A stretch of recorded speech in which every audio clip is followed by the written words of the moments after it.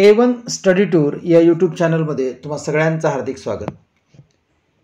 NMMS अर्थात national means cum merit scholarship इयत्ता 8वीमध्ये होणाऱ्या या स्पर्धा परीक्षेची तयारी करणाऱ्या सर्व विद्यार्थ्यांचं हार्दिक स्वागत. आज इतिहास विषयातील तिसरा पाठ ब्रिटिश सत्तेचे परिणाम याविषयी आपण जाणून घेणार आहोत. सर्व माहिती बारकाईने शांततेने ऐका, कारण NMMSच्या स्पर्धा परीक्षेमध्ये जे ऑब्जेक्टिव्ह प्रश्न विचारले जातात त्यामध्ये ही माहिती फार महत्त्वपूर्ण आहे. सर्वप्रथम महत्त्वाचे सण व घटना. इसवी सन 1765 बंगाल प्रांतात रॉबर्ट क्लाइव्हने दुहेरी राज्यव्यवस्था अंमलात आणली. इसवी सन 1773 रेग्युलेटिंग ॲक्ट संमत झाला. इसवी सन 1782 सालबाईचा तह होऊन पहिले मराठा इंग्रज युद्ध संपले. इसवी सन 1784 पीटचा भारतविषयक कायदा मंजूर झाला. इसवी सन 1802 दुसऱ्या बाजीराव पेशव्याने वसईचा तह करून इंग्रजांची तैनाती फौज स्वीकारली. इसवी सन 1818 इंग्रज आणि मराठा यांच्यात तिसरे युद्ध. बाजीराव पेशव्यांचा पराभव आणि मराठा सत्तेचा अस्त. इसवी सन 1827 छत्रपती प्रतापसिंह यांनी लिहिलेला सभानीती हा राजनीती विषयक ग्रंथ प्रसिद्ध झाला. इसवी सन 1829 लॉर्ड बेंटिकने सतीबंदीचा कायदा केला. इसवी सन 1835 लॉर्ड मेकॉलेच्या शिफारसीने भारतात इंग्रजी शिक्षण सुरू झाले. इसवी सन 1848 लॉर्ड डलहौसीने दत्तक विधान नामंजूर करून सातारचे राज्य खालसा केले. इसवी सन 1853 भारतात मुंबई ठाणे अशी पहिली रेल्वे धावली. कावसजी नानाभाई दावर यांनी मुंबईत पहिली कापड गिरणी सुरू केली. इसवी सन 1855 बंगालमधील रिश्रा येथे तागाची पहिली गिरणी सुरू झाली. इसवी सन 1856 लॉर्ड डलहौसीने विधवा पुनर्विवाहाला मान्यता देणारा कायदा संमत केला. इसवी सन 1857 कोलकाता, मुंबई व मद्रास येथे विद्यापीठांची स्थापना झाली.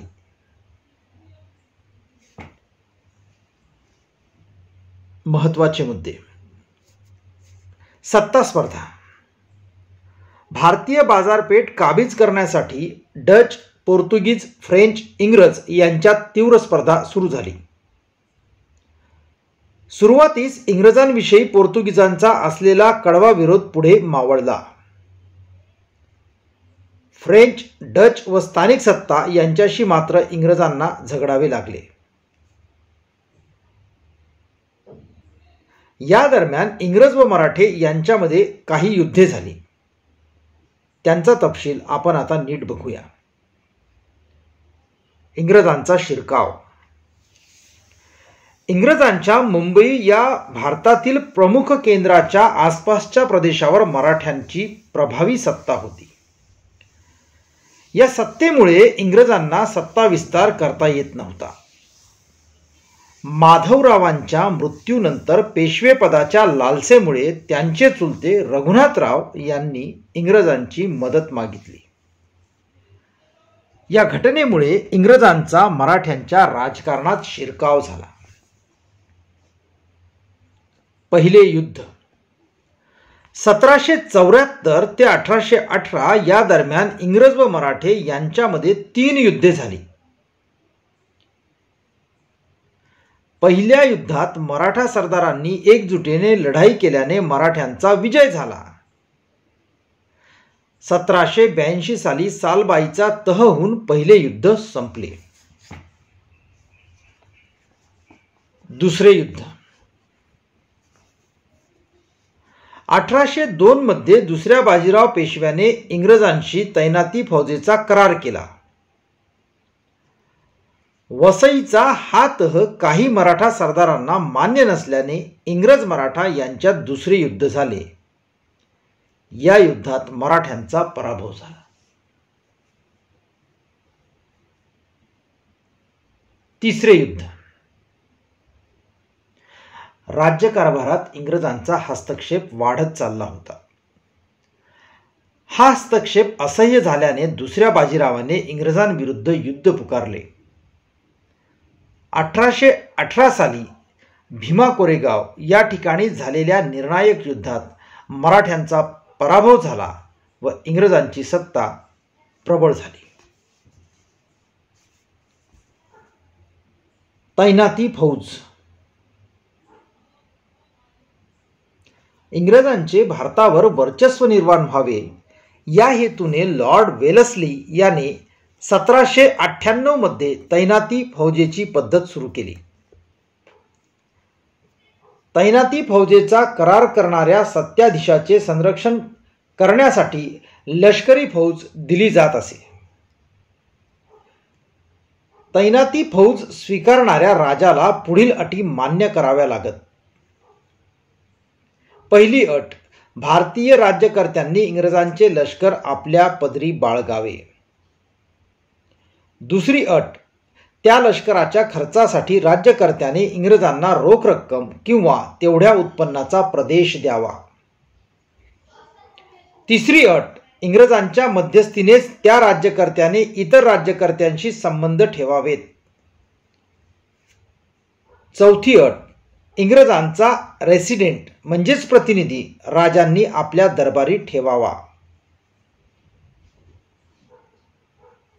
तैनाती फौज स्वीकारणारा राजा आपले स्वातंत्र्य गमावून इंग्रजांचा मांडलिक बनत असे. छत्रपती प्रतापसिंह पेशवाईच्या अस्तानंतरही सातारच्या गादीवर छत्रपती प्रतापसिंह होते. त्यांच्या मदतीस ग्रँड डफ या अधिकाऱ्याची इंग्रजांनी नेमणूक केली. पुढे त्यांना पदच्युत करून काशी येथे ठेवले गेले. त्यांचे कारभारी रंगोबापूजी गुप्ते यांनी इंग्लंडमध्ये जाऊन या अन्यायाविरुद्ध दाद मागूनही यश मिळू शकले नाही. 1847 साली प्रतापसिंहाचा मृत्यू झाल्यावर 1848 साली लॉर्ड डलहौसीने दत्तक विधान नामंजूर करून सातारचे राज्य खालसा केले. छत्रपती प्रतापसिंह यांनी केलेली जनहिताची कामे आपण समजून घेऊ. नंबर 1, महादरा येथे तलाव बांधून सातारा शहरात पाणी खेळवले. नंबर 2, रस्ते बांधून दोन्ही बाजूंना झाडे लावली. नंबर 3, संस्कृत, मराठी, इंग्रजी शिकण्यासाठी पाठशाळा बांधली. नंबर 4, छापखाना काढून अनेक ग्रंथ छापून घेतले. नंबर 5, राजनीती विषयक सभानीती या नावाचा ग्रंथ लिहून छापून घेतला. नंबर 6, सातारा, महाबळेश्वर, प्रतापगड असा रस्ता बांधला.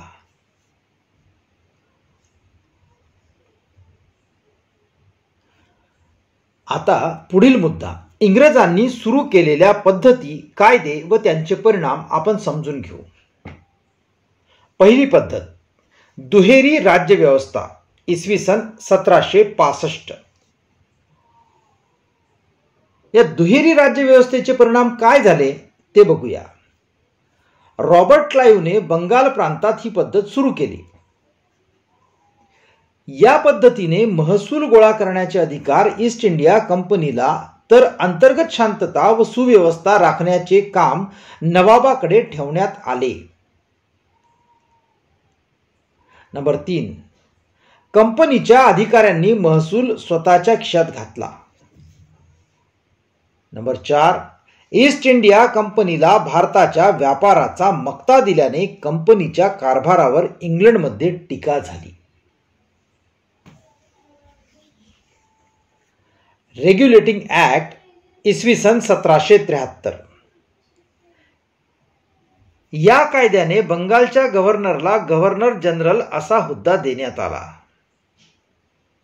मुंबई व मद्रास इलाख्याच्या धोरणांवर नियंत्रण ठेवण्याचा अधिकारही त्याला मिळाला.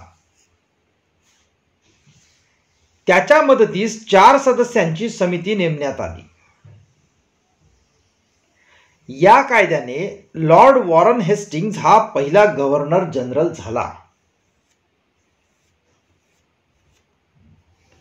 पीटचा भारतविषयक कायदा इसवी सन 1784. भारताच्या राज्यकारभारावर इंग्लंडच्या पार्लमेंटचे नियंत्रण ठेवण्यासाठी एक कायमस्वरूपी नियामक मंडळ स्थापन करण्यात आले. या मंडळाला भारतातील राज्यकारभाराविषयी आदेश देण्याचा अधिकारही देण्यात आला.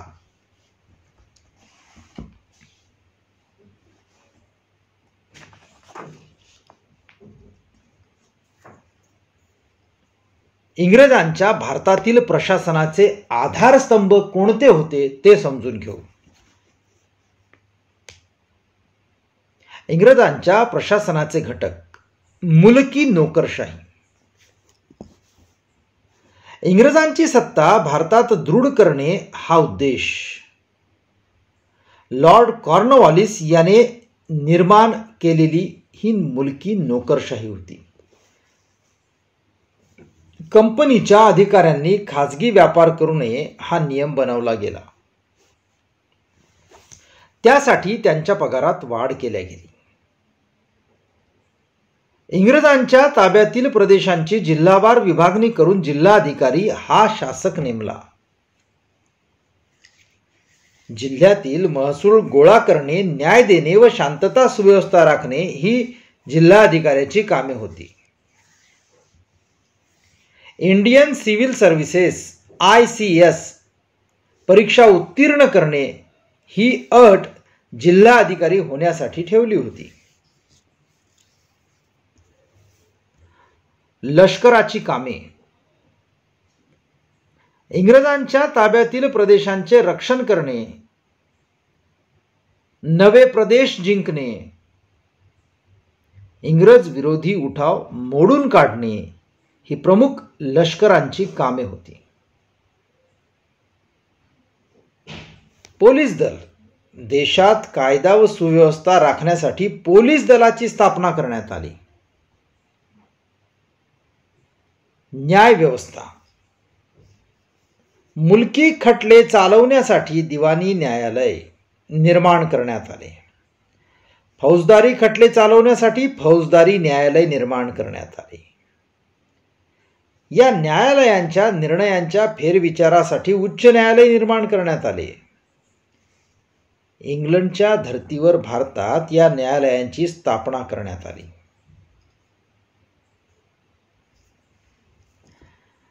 इंग्रजांच्या कायदे पद्धतीतील गुण आणि दोष आपण जाणून घेऊया.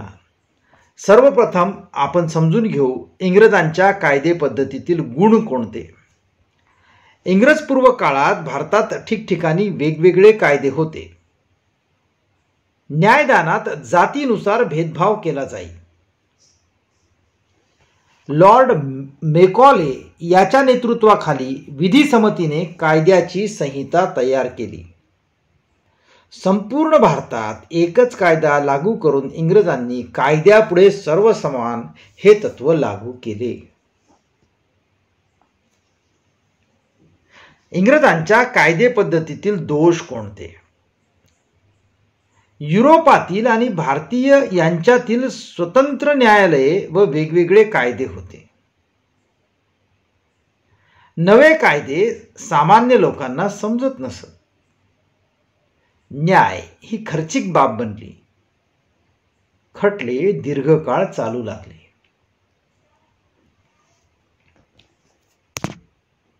इंग्रजांचे आर्थिक धोरण कसे होते ते आता समजून घेऊ.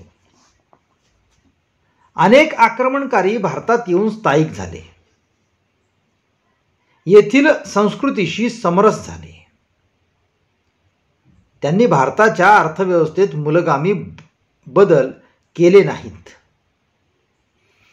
इंग्लंडमध्ये औद्योगिक क्रांतीमुळे भांडवलशाही अर्थव्यवस्था रूढ झाली होती. हीच अर्थव्यवस्था त्यांनी भारतात रुजवल्यामुळे भारतीयांचे आर्थिक शोषण झाले.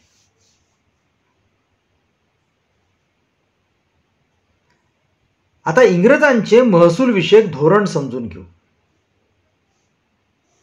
खेड्यांची अर्थव्यवस्था स्वयंपूर्ण होती. शेती आणि अन्य उद्योग यातून गावाच्या गरजा गावातच भागत असत. जमीन महसूल हे राज्याच्या उत्पन्नाचे प्रमुख साधन होते. पिकानुसार शेतसारा व तोही धान्याच्या रूपात मिळत असे. पीक चांगले आले नाही तर शेतकऱ्यास सूट मिळे. शेतसारा भरण्यास उशीर झाला तरी जमीन काढून घेतली जात नसे. हे इंग्रज पूर्व काळातील धोरण होते. आता इंग्रजांनी कोणते धोरण लागू केले ते आपण बघूया.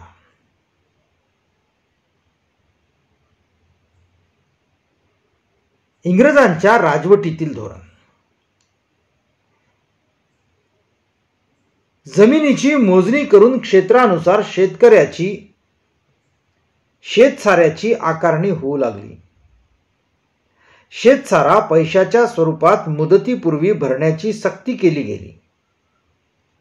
वेळेत सारा न दिल्यास जमीन जप्त केली जाऊ लागली.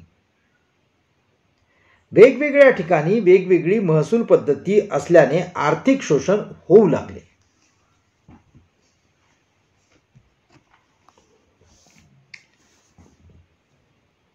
जमीन महसुलाच्या नव्या पद्धतीचे परिणाम. रोखीने शेतसारा भरण्यासाठी शेतकरी मिळेल त्या भावाने पीक विकू लागले. दलाल व्यापारी अडवणूक करून कमी दरात धान्य खरेदी करू लागले. साऱ्यासाठी शेतकरी जमिनी गहाण ठेवू लागले. त्यामुळे ते कर्जबाजारी झाले. कर्ज फेडता न आल्यास त्यांना जमिनी विकाव्या लागत. सरकार, जमीनदार, सावकार व व्यापारी हे शेतकऱ्यांचे शोषण करू लागले. यातूनच पुढे कुटुंबासाठी आणि गावासाठी शेतकरी अन्नधान्य पिकवत असत. इंग्रज सरकार कापूस, नीळ, तंबाखू, चहा अशा नगदी पिकांना प्रोत्साहन देऊ लागले. नफा मिळवून देणाऱ्या व्यापारी पिकांवर जो भर दिला जाऊ लागला, या प्रक्रियेलाच शेतीचे व्यापारीकरण असे म्हटले जाऊ लागले. दुष्काळ. 1860 ते 1900 या काळात भारतात मोठे दुष्काळ पडले. दुष्काळ निवारण्यासाठी तसेच पाणी पुरवठ्याच्या योजना राबवण्यावर सरकारने जोर दिला नाही.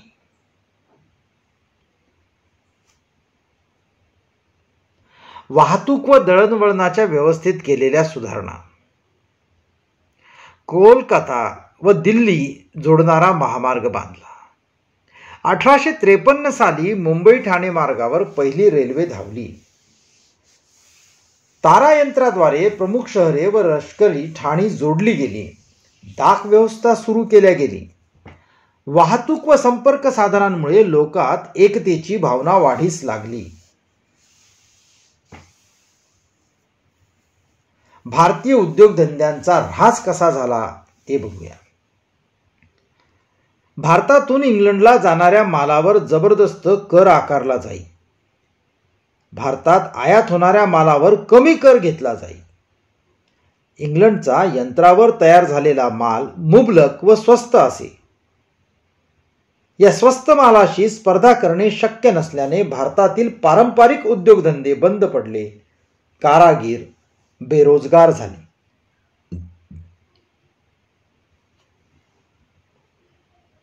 भारतीय उद्योगधंद्यांचा विकास. इंग्रज सरकारचा पाठिंबा, व्यवस्थापनाचा अनुभव व भांडवल यांचा अभाव असूनही काही भारतीय उद्योजकांनी नवे उद्योग उभारले. कावसजी नानाभाई दावर यांनी मुंबईत 1853 साली पहिली कापड गिरणी सुरू केली.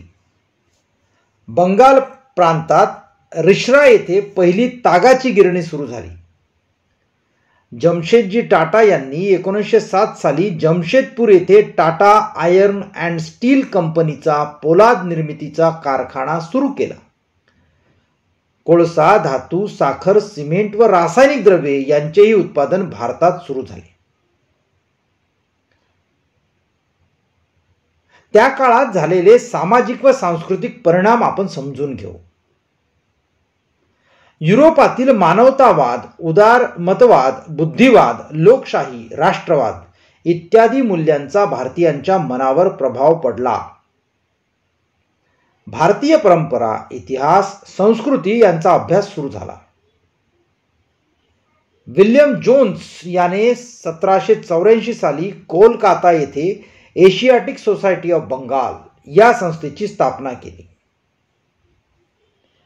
मॅक्स म्युलर हा जर्मन विचारवंत भारतीय धर्म, भाषा, इतिहास यांचा गाढा अभ्यासक होता. इंग्रजांच्या अभ्यासवृत्तीमुळे आपणही आपल्या इतिहासाचा, धर्माचा, परंपरांचा अभ्यास करावा असे नवसुशिक्षित मध्यम वर्गाला वाटू लागले. त्यातच काही सुधारणावादी कायदे झाले. 1829 साली लॉर्ड बेंटिकने सतीबंदीचा कायदा केला. लॉर्ड डलहौसीने 1856 मध्ये विधवा पुनर्विवाहाला मान्यता देणारा कायदा संमत केला. त्यात काही शैक्षणिक सुधारणाही झाल्या. त्या पुढील प्रमाणे: लॉर्ड मेकॉले याने 1835 मध्ये भारतात इंग्रजी शिक्षण सुरू करण्याची शिफारस केली. इंग्रजी शिक्षणामुळे भारतीयांना विज्ञान, तंत्रज्ञान अवगत झाले. 1857 साली मुंबई, कोलकाता व मद्रास या ठिकाणी विद्यापीठांची स्थापना झाली. पाश्चात्य शिक्षण घेतलेल्या याच नवशिक्षित मध्यम वर्गाने भारतात प्रबोधन घडवून आणले. ब्रिटिश सत्तेचे भारतावर एवढे परिणाम झाले. या पाठातील मुद्द्यांचा आपण बारकाईने अभ्यास केला पाहिजे, कारण NMMSच्या शिष्यवृत्तीच्या परीक्षेत अगदी सूक्ष्म प्रश्न विचारल्या जातात. मी दिलेली माहिती तुम्ही शांततेने पुन्हा पुन्हा ऐकाल आणि या स्पर्धा परीक्षेमध्ये यश मिळवाल हीच अपेक्षा. व्हिडिओ आवडला तर लाईक करा, शेअर करा, कमेंट्स करायला विसरू नका. आपल्या मित्रांना सुद्धा शेअर करायला विसरू नका आणि चॅनल सबस्क्राईब करायला विसरू नका.